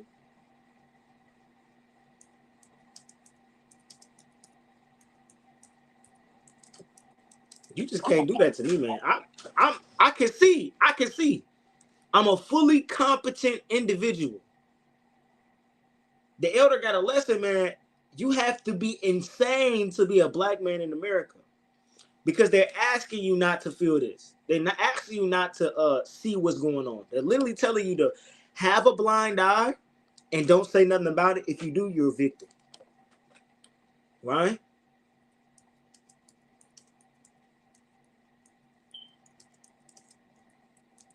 Con, that's right. I don't want that's very right. I don't want to and that's a good question. You asking the Christians, like, how do you heal these young kids that went through all that? What are you gonna tell them? Just accept Jesus and you're saved? Like they gave these people, it's the same thing as an atheist, right? An atheist is just a bunch of selfish people that give people that haven't had nothing in life, that's gone through the worst things in life, they give them no hope. It's just a bunch of selfish people that are so comfortable, so happy here in this kingdom. They give people that've gone through nothing. I mean, people that have gone through the worst of the worst, they give them no hope. But for the Hebrew Israelites, guess what? We give our people hope. We heal our people. Somebody give me a Zechariah 9:12.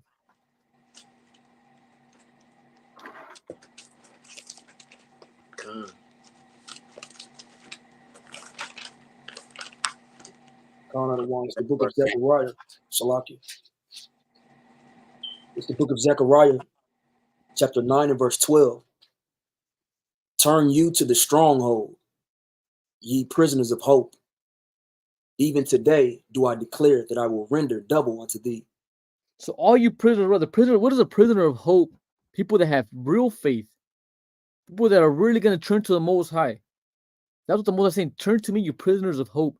We give people hope. What's another word for hope? Faith.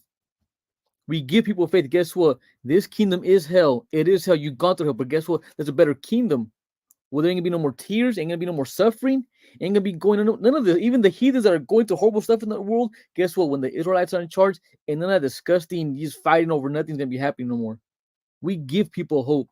Christians, they say, just forget about it. Neither Jew nor Greek. Just believe with your mouth that Jesus is God and you're saved.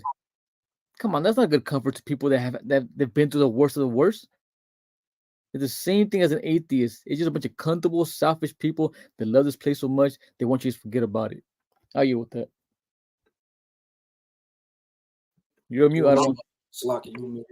I had a Christian tell me this is not the good news. Yeah, they said that. But I'm like, if you agree that your people are oppressed, wouldn't this be good news to them? Like, if you was to read Isaiah 61 to those, if they was in that little shack, do you remember that shack that didn't have no air conditioning or running water? Y'all remember that shack? The one that they was locked up in West Virginia heat. Yeah, that shack. You remember? What if they would have found in the corner of that dark shack, that hot ass dark, no water shack, stinking shack, and they found a little Bible in the corner, right? And not just any Bible, a Bible with only the Psalms and the New Testament. No, that wouldn't work. They would have to find a real Bible. They had to find a whole Bible. They find the whole Bible and they open up where it's written. No, they got the Psalm and the New Testament, and they go to Luke, where Christ is quoting this. Wouldn't that be good news to them? Great news. Because it say, "Good times in the meek to proclaim liberty for the captives and the opening." Isn't that good news to them? That God is coming to give to open up the prison to them that are bound. Hey, so like other one. And Christians, they were smart. They would understand. Christ is too deep for them, right? Because Christ already taught the good news in Matthew chapter 5 in the beginning. Let's say, "Blessed are the poor in spirit." Another one, blessed are they which persecute. Who's persecuted? That doesn't say that the gospel is also in Matthew chapter 5, the beginning of it. When you're too comfortable, guess what? You're not going through any of that. I you another one. Hey, that's powerful. That's powerful. Right? So I had a Christian tell me that's not the gospel. But if you was to bring out that Luke to them kids, wouldn't they think wouldn't that be good news to them? Just something to think about, man. How would it not be? How would it not be? So Right? Go ahead. I have some more good news. If I can get a precept, I want. Go ahead, King. Could a brother give me Ezekiel 35? I want to read 5 down to 6. Bob Kasha. This is about recompense. I also think this is some good news. Esau not gonna get away from this. You said Ezekiel 35? Kind of want 35 down to 6. Read from the top to 6. Verse 5 to verse 6. I don't know. Kind of mute up. It's Ezekiel 35 and 5. Because thou hast had a perpetual hatred and hast shed the blood of the children of Israel by the force of the sword. In the time of calamity, in the time of their iniquity, had an end. Read. It says, therefore, as I live, saith the Lord God, I will prepare thee unto blood, and blood shall pursue thee. Seest thou not hated blood, even blood shall pursue thee. I don't want the water. So this perpetual hatred began in the beginning of the Bible with Esau and Jacob. They can't help this. This is something that was charged against the children of Israel because we went away from the law, statute, and commandments of the Most High God, right? But the Most High is not slack on his judgment. He will not forget this. And Esau is not going to get away. They're going to be pursued with blood, since the blood that they shed on the children of Israel. I yield out of one. Get the book of Psalms 73 and 5. There's no empathy for this situation, bro. There is none. There's no Christians, and the Christians in West Virginia are not rallying together because of this injustice. They're not doing nothing about it. They're just sitting there, and they're going to go into church the next Sunday and worship a white Christ. They're going to do the same thing over and over again. Right? Right. It's a reason, though. It's a reason. Recap. Psalm 73 and 5, right? It's the book of Psalms, chapter 73 and verse 5. They are not in trouble as other men. Some brothers disassociate themselves from their people, right? But then the so-called white Christians, they're not in trouble as we are. They don't go through the same thing as we are. So what? What did the Bible say? Read. They are not in trouble as other men. Uh-huh. Neither are they plagued like other men. Right. Therefore, pride compasseth them about as a chain. So they get prideful, right? They get prideful, and the Lord has them puffed up in these positions, denying that you have a plight that you're going through, deny the plagues and the curses that you're going through, and pointing the finger at you saying you lift yourself up, right? That's what they're telling you. But through the spirit and power of the Most High, give me the book of Psalms, give me the book of Luke. Right? Give me Luke 1 and 68 or 70. I just want the point. It's the book of Luke, chapter 1 and verse 70. As he spake by the mouth of his holy prophets, which have been since the world began, that we should be saved from our enemies and from the hand of all that hate us. Hey, this is the situation. This is what you so-called blacks, Hispanics, and Native Americans are looking for Christ to save you from your enemies in the hand of all that hate you. You don't have to worry about Myron acknowledging whether or not you're oppressed. You don't have to worry about Donald Trump coming in office and pushing bills for the so-called black community. You don't have to worry about none of that. Because first and foremost, you're going to gather together as a nation that's not desired, and Christ will come and deliver you through the spirit and power of the Most High. Right? We are the Sons of Thunder Israelites. Our prayer and hearts desire for all Israel to be saved. The water for y'all for joining us. Matter of fact, what time is it?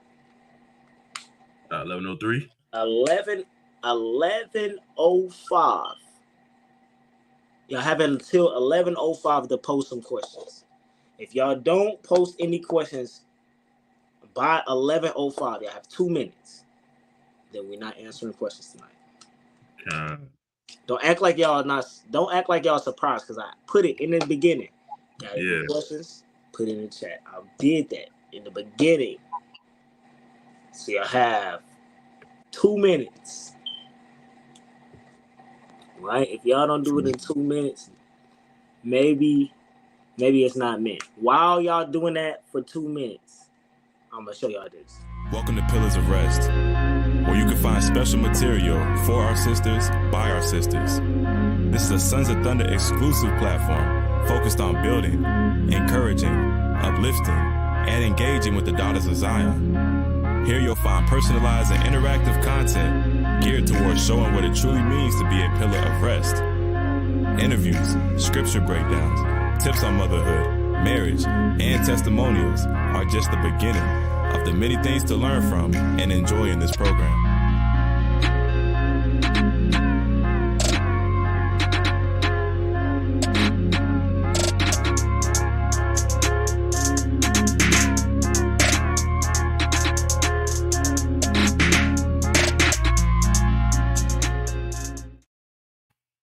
Hey, shout out to them Pillars of Rest, man. Hey, shout out to the Pillars of Rest. Hey, Slack at all. All praises, man. Yes, sir. What's up? We got the sister. She had a question. I was gonna take that. Yeah, James too. Saki, go ahead. He was kind of breaking up my phone. Go ahead. You got it. Kind of. I shall allow you could get James chapter, but start at go to James chapter 2, but start at verse.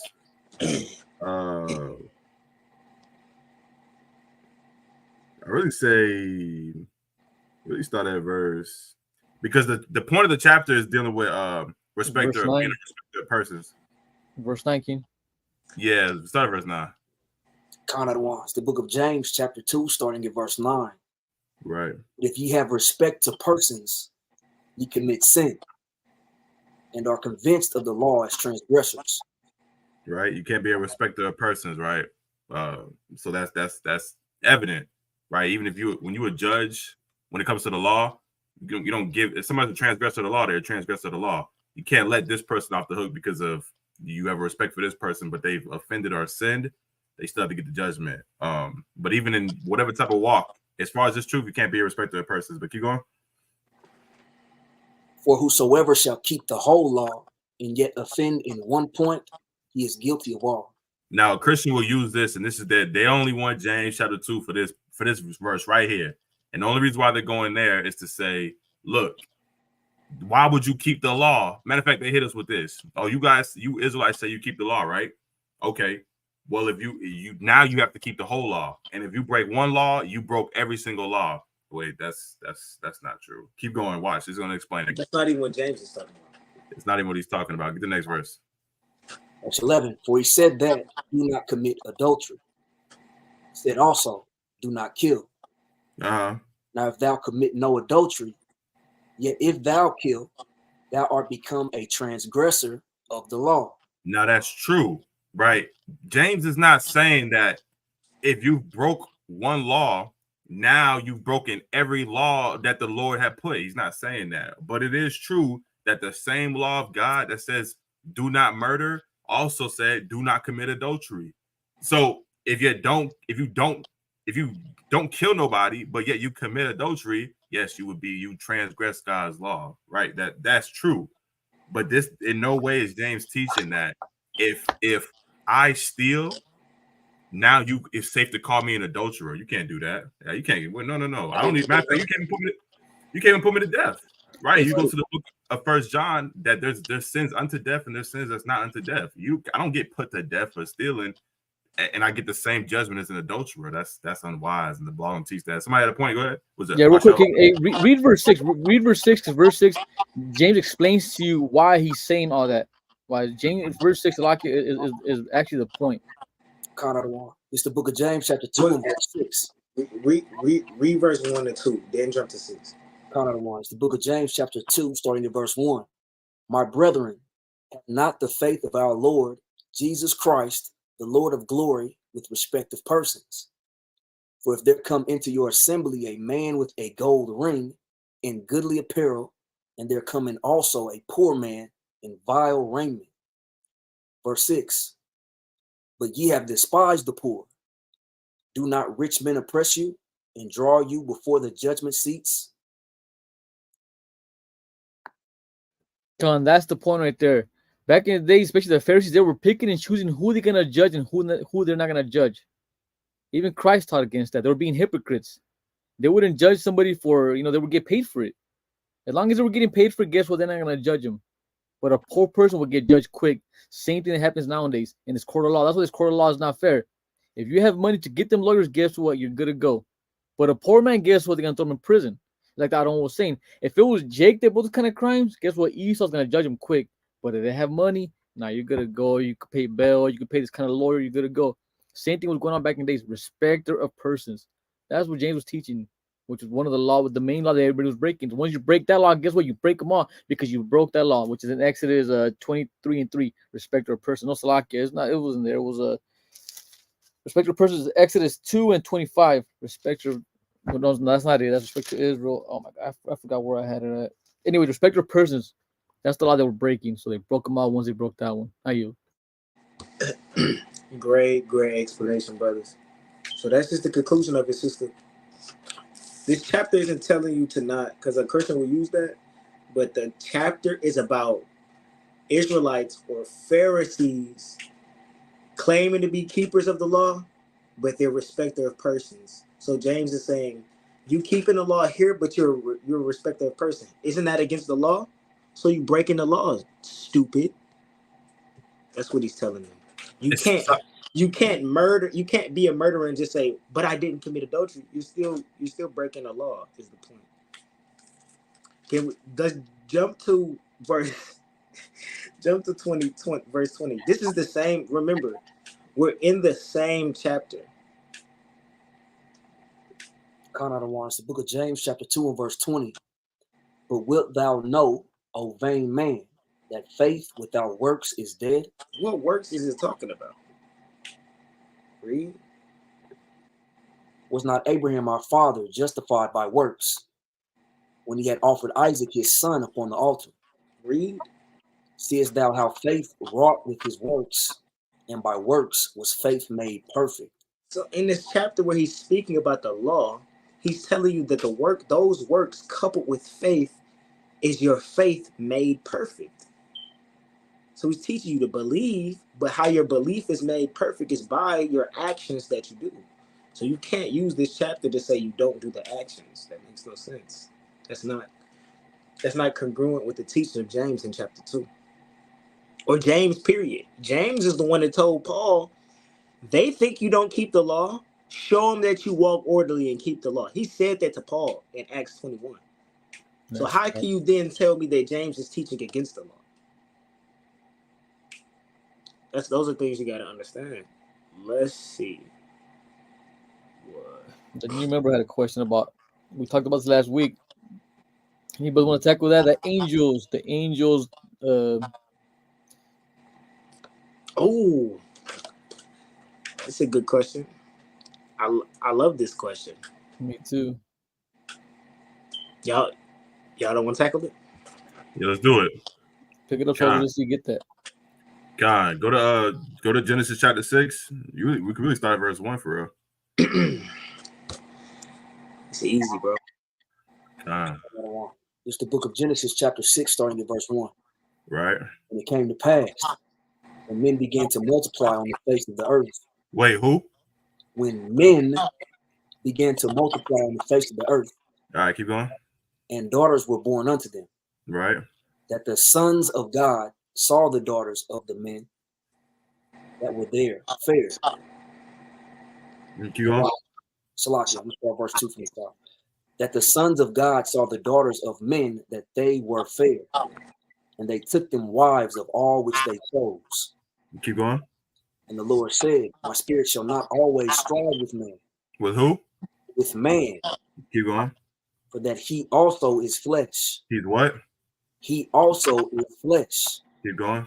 Yet his days shall be 120 years. Right.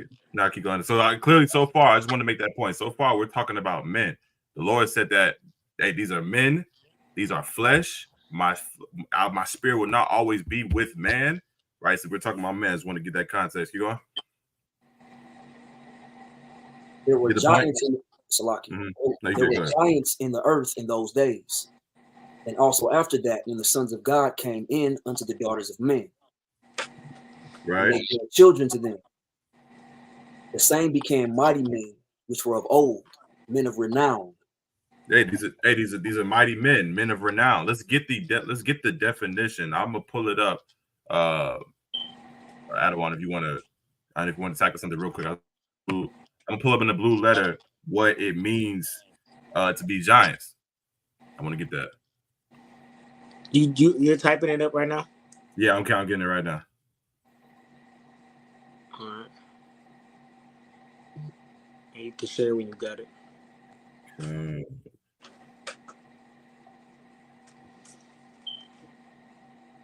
He said he was debating somebody. Oh, before we get my fault, because I got thrown off. Brothers and sisters, don't go into these verses for cuts, or don't go about this you're studying for cuts. Go at your studying to learn it.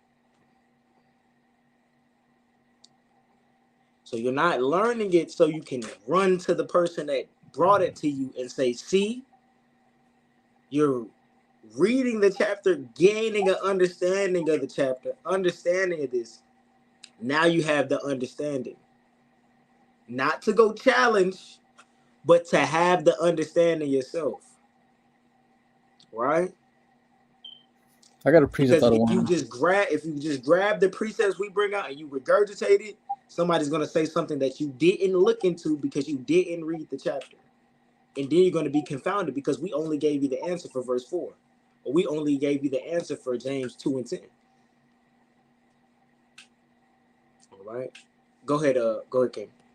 Can somebody give me Baruch 3 and 24? We're gonna read through verse 26. I'm already there, Adawan. Can I go for King? It's the book of Baruch, chapter 3, starting at verse 24. O Israel, how great is the house of God, and how large is the place of his possession. Great and hath none end, high and immeasurable. There were giants famous from the beginning. They were of so great stature and so expert in war. So I just calling the Israel the giants. But why is it called giants? Because they were famous from the beginning. That's what it means. Giant just means somebody that was known. It's like right now, like they say, right? Jay-Z is a giant in the rap game. It's just a way of saying something. Doesn't mean they were little giants. And brothers gotta think about that. These book of Enochites, these bug outs that want to talk about giants having these relations with these women that are 5'8". Like, think about it. How in the hell a man that's 150 feet tall can have a sexual relation with a woman that's 5'8", 5'10"? Let's even say 7 feet. It makes no sense. These gonna make the Bible spooky and they want to sound deep. But all it means is a man of stature, a man that's known. That's a giant right there. Little Baba was a giant back in the days, and he's not even that tall. But why was he a giant? Because he was a figure known in the TV world, in the radio world. That's all it is. They're just giants because they're famous, because they're known. Everybody knows who they are. Go ahead, King. Yeah, that's a good point. My bad. In my looking for giants, I've looked back at the question. He wasn't even asking that, so that's on me. I thought that he was asking who were the giants in Genesis 6, but his question was, are the sons of God in Genesis 6 and 4 angels or earthly men? Yeah, these are men, right? Because angels they're not like us in the sense of they go into women, they have sex, they're given into marriage and have children. Like, no, the angels are the messengers of God. If we're speaking about those who are above us, no, they would not be coming to earth and laying with women. Scriptures don't speak on the angels in that way. My bad. I thought you was asking about the giants, but yeah, these are men. Oh, you actually went into something. You actually went into something real good that I never keyed in on. It's saying my spirit will not always deal with man in the same context, and some about flesh. I actually never read those points. I automatically. Right. Yeah, you cut out. Want to repeat it? You cut out.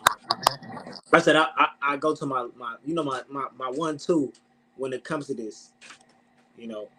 Don't put the other one I seen. I'ma leave it to Cuz to find a matter of fact. This is one of them. Right? Luke 3 in the last couple verses. I'm gonna let him do that. But get the book of Romans chapter I think it's 18 or 4. If I'm not mistaken.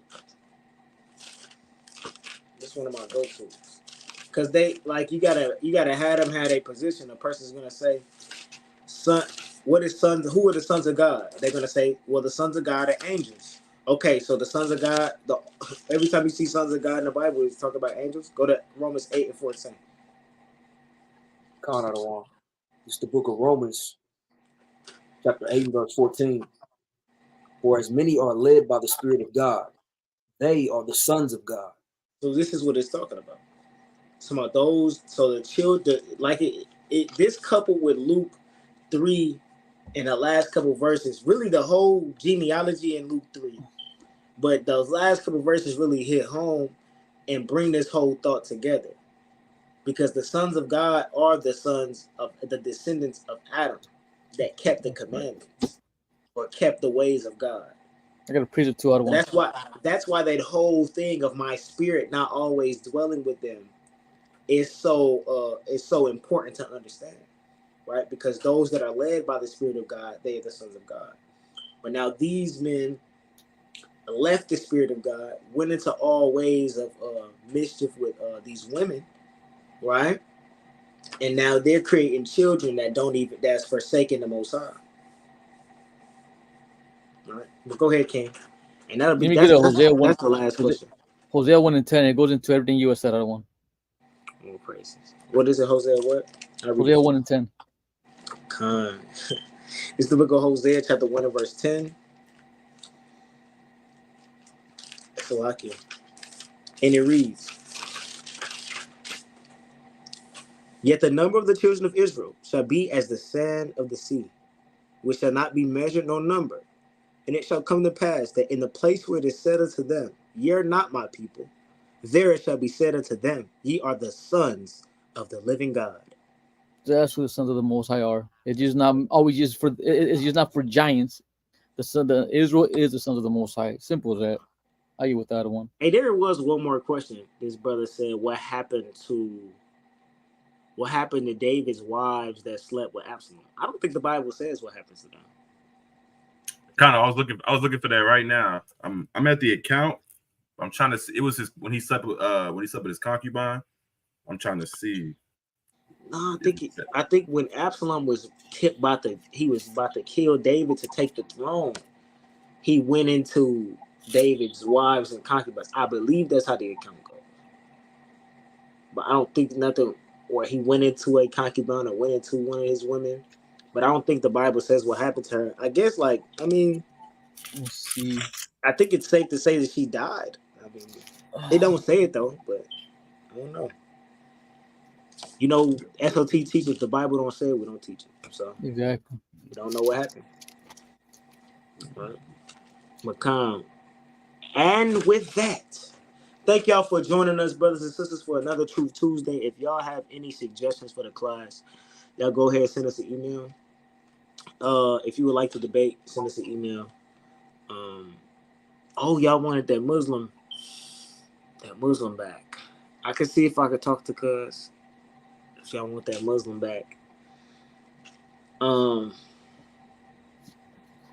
Yeah, let's ask him why the Most High is killing them out there in Mecca right now. I don't want. Right. Why the Most High is smiting their ass. Exactly. Why is Allah doing that to you guys for? What's happening? Not mocked. Galatians 6 and 7. They mocking them with their religion. Mocking them, man. All praises, man. But if y'all have any questions, suggestions, or information, y'all send it to Truth Tuesday with 2 Y's at gmail.com, man. All praises to the Most High. If y'all are trying to join us for a feast day, I think next we got up is Tabernacle, Day of Atonement, and Tabernacle. So you brothers and sisters, prepare yourself, prepare your spirits for those things. Tabernacle, 2024 AD. You brothers and sisters need. Hold on, let me take this email off so y'all don't get confused. If you would like to join Sons of Thunder for Tabernacle, right? October 16th through the 23rd. We're probably going to do the last 4 or 3 days together. The last or the first ones. We haven't made that decision. But regardless of, if you want to join us, please start RSVPing now. We need y'all to desperately RSVP now. Don't procrastinate on this thing. Don't wait till the last minute, because we need to make provisions for y'all. We need to make provisions for the family, man. We're going to be out there in the wilderness, and it's imperative that y'all let us know who's sliding, who's coming, Salakia. Who's coming to this, right? It's going to be promoted on all our other videos, but y'all go ahead and tap in and RSVP early. Do not be Hebrews. Right. RSVP, try to RSVP the week of the month of. It just don't work like that, man. Don't do that. Don't do that, right? Don't be like Amariah when he first got in this thing, man. Oh man. Look, when I first got into this thing, man, I spent the night at the feast day location so I could be the first one. You know. Well, be like Amariah then. Be like him. You know, do that. All praises, man. Thank y'all for joining us. Thank y'all for donating, the brothers and sisters that joined and donated. With that, man, we love y'all, brothers and sisters. It's our prayer and heart's desire that all Israel be saved. Khan. Wow. Tune into our other weekly classes. We love y'all, family. Shalom. Thank you for watching. You can support the body via Cash App or PayPal. You can also support the channel by joining our Patreon for exclusive videos and content that can't be found anywhere else. We're the Sons of Thunder. It's our heart's prayer and desire for Israel that they might be saved. Shalom.